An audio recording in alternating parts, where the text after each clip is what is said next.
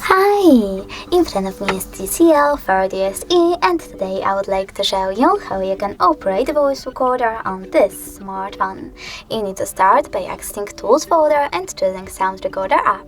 Now select Allow in the pop-ups and choose this button with a mic on it to start recording.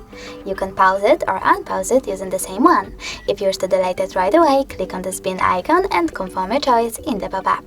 If you wish to end and save it though, you need to click on the check mark, then name it and choose Save. As you can see, my recording is over here. If you wish to play it, you can always click on it. Come on! To end and save it though, you need to click. If you wish to delete it, you need to hold it, select this delete icon at the top, and confirm your choice in the pop-up. Thanks so much for watching. If you enjoyed this video, leave a like, comment, and definitely subscribe. Bye!